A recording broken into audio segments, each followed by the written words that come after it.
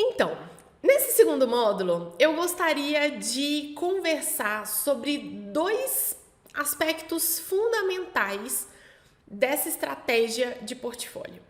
E porque não tem como a gente pensar na estratégia, a maior parte das pessoas acaba pensando, Vivi, mas onde que eu coloco o meu dinheiro? Peraí, antes de olhar para isso, vamos entender esses dois aspectos. E eu resolvi dedicar um módulo inteiro para poder falar sobre perfil de projeto e perfil de investidor, porque são eles que vão definir a porcentagem do seu capital que vai para renda fixa, que vai para inflação, que vai para renda variável. É isso que vai direcionar o que vai acontecer daqui para frente, tá bom? Então, vamos conversar falando sobre esse tal de DBI. Vocês vão ver que na prática isso daqui é um conhecimento super simples, mas que eu trouxe esse termo em inglês, né, o termo oficial aí, vamos dizer, pra gente ter uma certa familiaridade com esse assunto. E quando você vê isso a próxima vez, você fala, eu já sei o que é isso. Eu já ouvi isso em algum lugar. Primeiro eu queria te perguntar, o que é juntar dinheiro pra você? Você tá juntando dinheiro pra quê? Você tá investindo pra quê? Pra que serve isso? Às vezes a gente fica muito preso nessa história de tem que investir, tem que juntar dinheiro, tem que investir. Mas a partir do momento que a gente carimba isso, que a gente entende por que a gente está fazendo aquilo que a gente está fazendo, o nosso resultado, o nosso esforço, ele passa a ser muito mais direcionado. E ele passa a ter um impacto muito maior diretamente aí nos nossos resultados. Esse termo de goal-based investing, na verdade, ele traduzindo para o português, a gente está falando de investimentos baseados em metas, investimentos baseados em projetos pessoais. Ele tem como foco principal alcançar os objetivos que são traçados individualmente. E a gente vai alcançar esses objetivos através de investimentos muito direcionados para aquele objetivo. Traduzindo isso, quer dizer que eu preciso entender quais são as minhas metas, quais são os meus projetos em relação a esse dinheiro que eu estou juntando aí, para eu pensar depois em qual é o produto e qual é a estrutura, a estratégia de investimentos que eu preciso trazer para a minha carteira. Faz sentido isso para vocês? Eu vou dar um exemplo. Ele tem um aspecto técnico, que é, vamos supor que você tenha 50 mil reais. E aí você está aí se perguntando, Vivian, onde que eu invisto esse dinheiro? Concorda que, só olhando, talvez você nem tenha tanto conhecimento técnico sobre esse assunto ainda, mas só olhando, não parece que está faltando alguma informação? Não parece que tem 50 mil, mas onde eu invisto, para quê? O que você entende sobre investimentos? Você quer investir esses 50 mil é para você trocar de carro no final do ano? Esses 50 mil é para sua aposentadoria? Esses 50 mil é metade para cada coisa? É para uma viagem que você vai fazer com a família daqui 3 anos? Para que é esses 50 mil? Não tem como eu desvincular o investimento do projeto, da meta com a qual aquele dinheiro está comprometido.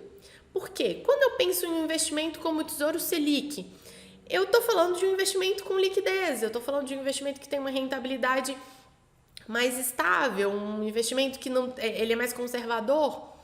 Agora, quando eu falo de um fundo de ações, eu estou falando de um investimento que ele tem uma característica, um horizonte de prazo necessário maior. Agora, se eu não sei para que é aquele dinheiro que eu estou investindo, como é que eu vou escolher o meu investimento? É muito mais difícil. A chance de fazer uma coisa errada é assim, imensa. Então, o que essa estratégia de investir baseado em projetos traz? Eu pego esses 50 mil e eu vou quebrando. Olha, eu tenho 15 mil que é da minha reserva financeira. Eu posso precisar desse dinheiro a qualquer momento. Onde que eu invisto? Opa, agora eu já tenho mais informações sobre o objetivo daquele dinheiro e aí eu consigo filtrar para entender quais são os produtos disponíveis no mercado que se adequam a esse projeto, a esse produto. Não é o contrário. Eu penso no meu projeto Eu entendo para que é aquele dinheiro e aí depois eu vou buscar um produto que está alinhado a ele. Desses 50, tem 10 mil que é para uma viagem com a minha família daqui a um ano. Onde eu invisto? Eu tenho um prazo muito definido, tá vendo? É um ano e é 10 mil reais. Opa, tem mais 5 mil que é um dinheiro para eu poder trocar de carro daqui 4 anos. Onde que eu invisto esse dinheiro para daqui 4 anos? E eu tenho 20 mil para minha aposentadoria daqui 35 anos. Onde é que eu invisto esses 20 mil? Às vezes, a gente fica pensando, viu, mas não faz sentido, tenho 50 mil, já não é um valor assim, né, muito grande para algumas pessoas, né, acabam pensando isso. Eu não vou dividir esse dinheiro.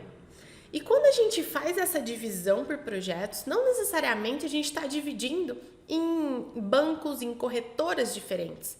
Não necessariamente a gente está dividindo em produtos diferentes. A gente está, nesse momento, pode até ser que depois a gente faça isso que eu falei, mas nesse momento o que a gente está fazendo é carimbando esses 50 mil para a gente saber quais são as características de cada um desses projetos e aí sim escolher os investimentos, escolher qual é a melhor carteira para esses investimentos.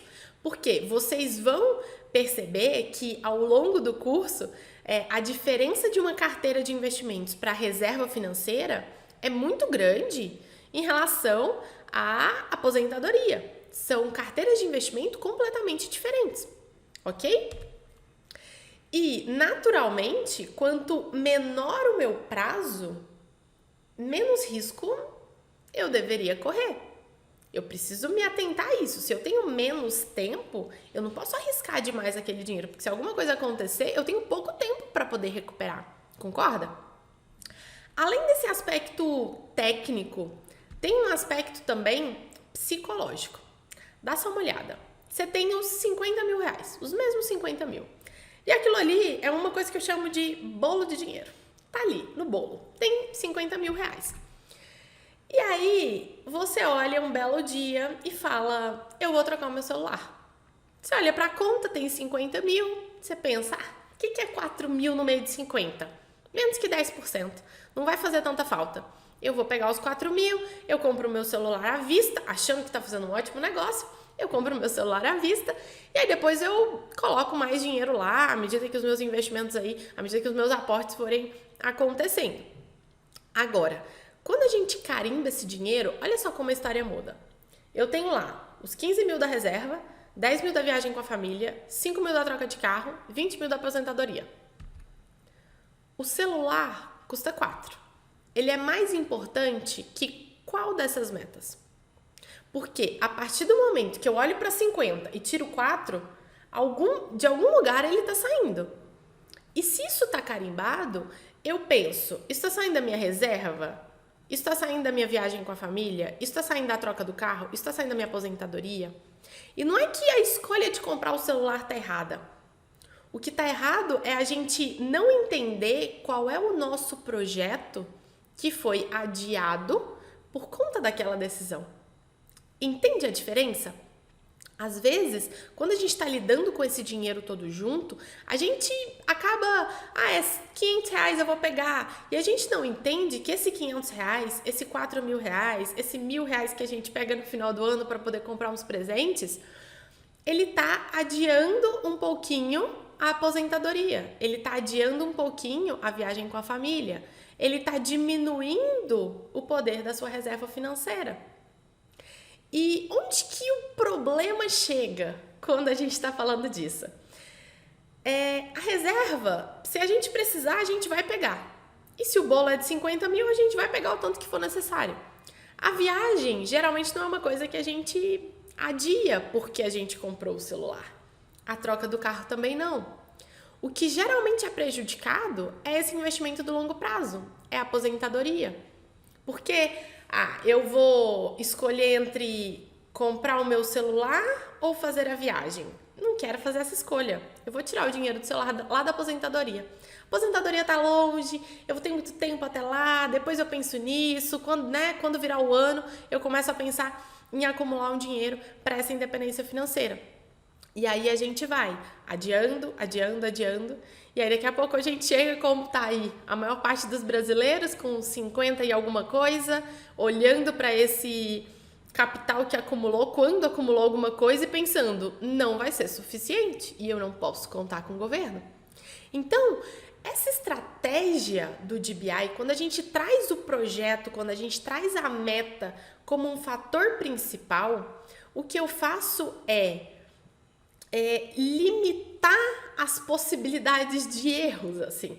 Se eu falo, eu tenho um objetivo de aposentadoria ou de viagem ou de troca de carro, e aqui pode ser qualquer projeto, né? Eu só peguei aqui alguns exemplos básicos, mais comuns, mas qualquer que seja esse projeto, o que está acontecendo é, eu estou direcionando os meus investimentos conforme aquele projeto, e eu estou minimizando a possibilidade de utilizar aquele dinheiro para alguma outra coisa, e sem perceber, adiar aquele projeto. Tá tudo bem se em um determinado momento, como por exemplo, agora no meio de uma pandemia, você falar, olha, eu tinha 10 mil para poder viajar agora no final do ano com a minha família, mas eu não vou viajar mais. Então eu vou pegar 4 mil e vou fazer a compra do celular, desde que isso seja consciente. Então quando a gente carimba, a gente sempre vai trazendo para consciência. Meu objetivo aqui, lembra, não é questionar qual projeto é mais importante do que o outro, mas é que você traga para a consciência essa decisão e que você consiga pensar o que eu tô abrindo mão, qual projeto que está sendo um pouquinho prejudicado quando eu tiro esse dinheiro e desloco ele para algum outro lugar. Faz sentido isso para vocês?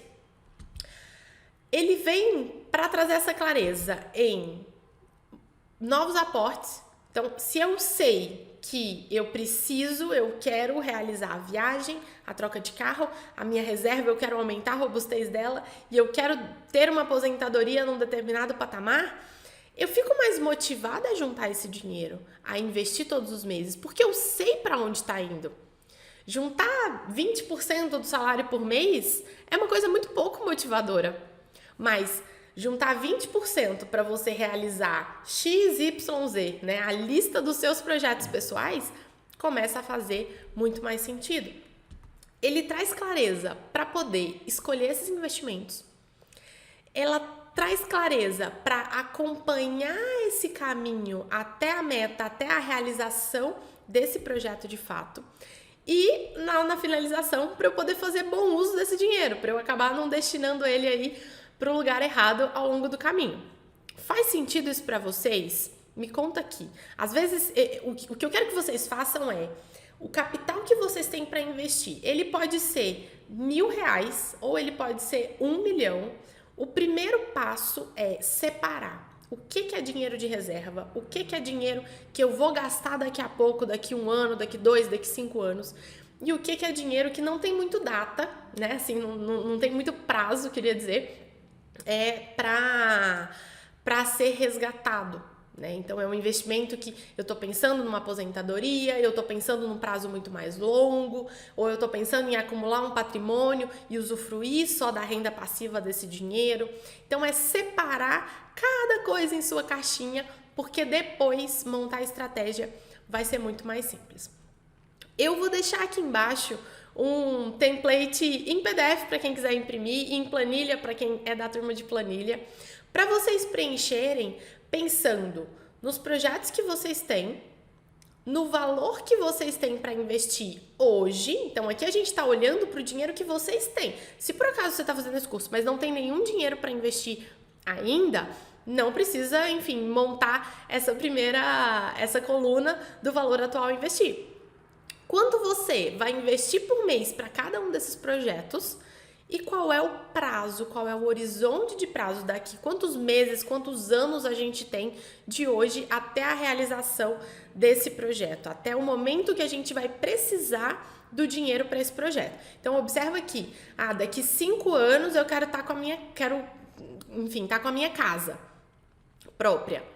Só que eu vou construir essa casa, então eu vou precisar talvez 1 ano antes, 2 anos antes, começar a usar esse dinheiro. Então esse prazo, ele precisa ser aí antecipado, ele não pode ser a data final. Ele é o prazo do uso do dinheiro, ok? Eu trouxe aqui um exemplo só para a gente poder levar esse exemplo até o final do curso, para a gente conseguir ir entendendo as diferenças e trazendo um caso que pode ser muito parecido com vários casos que a gente tem aí na vida real. Então, esses são alguns projetos. Então, tá lá, reserva financeira. Essa pessoa aqui, nesse caso em específico, essa pessoa tem 240 mil reais. Desses 240 mil, 30 mil é da reserva, 15 mil é da troca de carro, 35 mil é da reforma no apartamento daqui 8 anos, né? A troca de carro daqui 3 anos, a aposentadoria tem 160 mil e é para daqui 30 anos. E esses, na terceira coluna, é quanto é investido por mês. Então, preencha essa, enfim, é uma tabela super simples para a gente conseguir, daqui a pouco, olhar para cada um desses projetos e aí entender como eu invisto esse dinheiro. É muito mais fácil a gente tratar disso de uma forma separada. A chance de tomar decisões muito erradas com os nossos investimentos é muito menor. E acredita em mim, vai fazer sentido. Vamos fazer essa etapa. Ao longo do curso vocês vão entendendo um pouco mais sobre essas diferenças em relação a prazos.